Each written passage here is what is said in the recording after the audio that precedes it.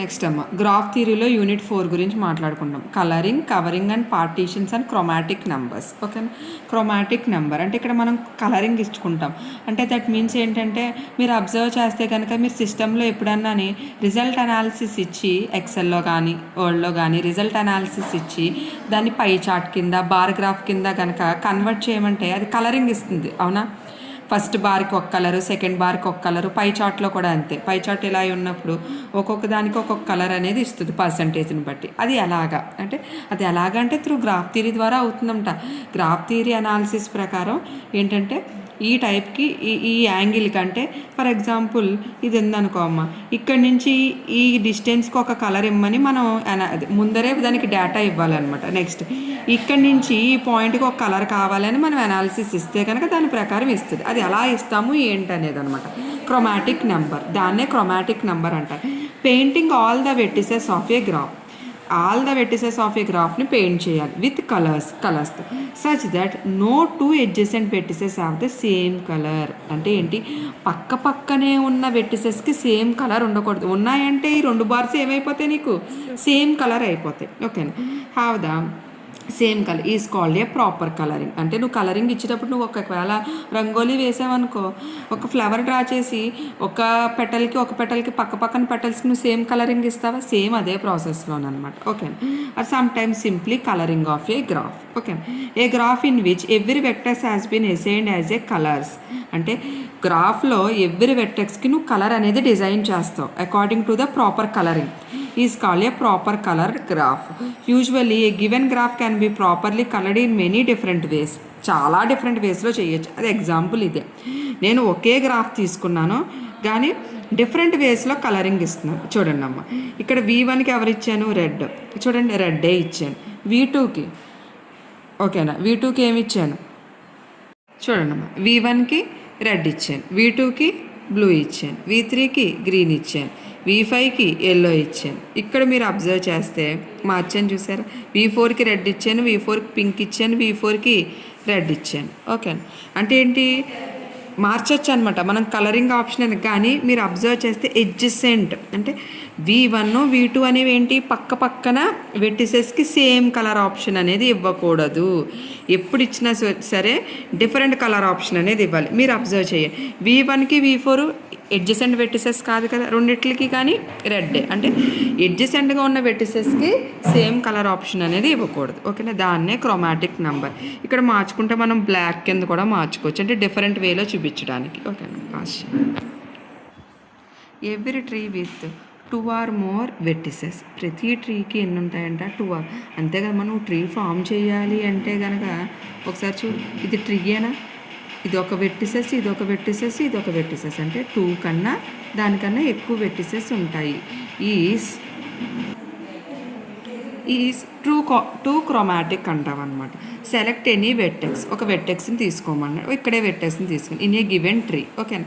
Consider T has a rooted tree. దీన్ని rooted tree అనొచ్చు కదా, అంటే ఇది రూటు, దీని నుంచి స్ప్లిట్ అవుతుంది. ఓకేనా? Yes. At a vertex V and a point V with colour 1. దానికి ఒక కలర్ ఇచ్చుకున్నాం. Point all vertices adjacent to Vని బేస్ చేసుకుని మిగతా అన్నీ డ్రా చేయండి. ఫర్ ఎగ్జాంపుల్ చూడండి అమ్మ, ఇక్కడ 1 నుంచి డ్రా చేశాను. చూడండి, ఇదంతా ట్రీయేనా? Vని బేస్ చేసుకుని నేను పెద్ద ట్రీని డ్రా చేసుకున్నాను. ఓకేనా? విత్ కలర్స్ 2 కలర్స్తో డిన్నర్. Next point, next paint the vertices adjacent to these. ఓకేనా? నెక్స్ట్ ఎవరిని పెయింట్ చేయాలి? 1 అయిపోయింది పెయింట్. నెక్స్ట్ ఎక్కడికి వెళ్తావు? 2కి వెళ్తావు. నెక్స్ట్ ఇక్కడి నుంచి 2కి వెళ్తావు అనమాట. Coloured with 2. అంతే కదా? నువ్వు 2 వెర్టిసెస్ని 1 2 తీసుకుంటున్నావు అంటే 1 పక్కన 1 రాకూడదు. వచ్చింది అంటే సేమ్ కలర్ అయిపోతుంది. 1 రెడ్ తీసుకున్నానమ్మా, 2 బ్లూ తీసుకున్నాను. 1 పక్కన 1 ఇక్కడ ఎక్కడన్నా ఉందా? ఎక్కడ? 1 పక్కన 1 ఉందనుకో ఏమైపోతుంది? సేమ్ కలర్ కాంబినేషన్ అయిపోతుందన్నమాట. Colouring using colour 1. Okay. For example, continuing this process till every vertex in T has been painted. అలా కంటిన్యూ చేసుకుంటే now T we find all the vertices at a odd distance. ఓకేనా? Odd డిస్టెన్స్లో తీసుకుంటే కనుక with has colour 2 వైట్ V. And vertices of even distance we colour 1. ఓకేనా, దాన్నే process లెందీగా రాసుకుంటూ వచ్చాయి. ఇక్కడ లాస్ట్లో మనం ఇక్కడ ఇచ్చాం 2 నుంచి 3 వెర్టిసెస్ని డ్రా చేశాను. 3 1లే, ఇలా డ్రా చేయకూడదు ఎప్పుడు కూడా. ఓకేనా, మధ్యలో 2 పెట్టుకోవాలి. ఇప్పుడు 1 2 1 అంటే ఏ కూడా సేమ్ కలర్స్ అనేవి పక్క పక్కన లేవు. ఓకేనా, అంటే నువ్వు ఒక వెర్టెక్స్ నుంచి ఎన్ని డ్రా చేయగలవమ్మా? 2 or more వెర్టిసెస్ని డ్రా చేయగలవని చెప్పేసి చెప్తున్నాం అనమాట. A graph with at least 1 edges is two chromatic if it has no circuit of odd length. చూడు, గ్రాఫ్ అయితే అట్లీస్ట్ 1 edge ఉంటే కనుక, గ్రాఫ్ చూడమ్మా, ఒక ఎడ్జ్ ఉంది, దానికి ఏమంటాం? 2 క్రోమాటిక్స్ అంటే 2 వెర్టిసెస్సే కదా, 2 కలర్స్. దీనికి ఒక కలర్ వేయాలి, దీనికి ఒక కలర్ వేయాలి. If it has no circuit of odd length, ఇది సర్క్యూటా? సర్క్యూట్ కాదు కదా, circuit of odd length. Circuit of odd length కింద అంటే ఏంటి? ఇక్కడ నీకు సర్క్యూట్ అనేది ఫామ్ అవ్వట్లేదు ఇన్ ద సెన్స్ ఏంటి?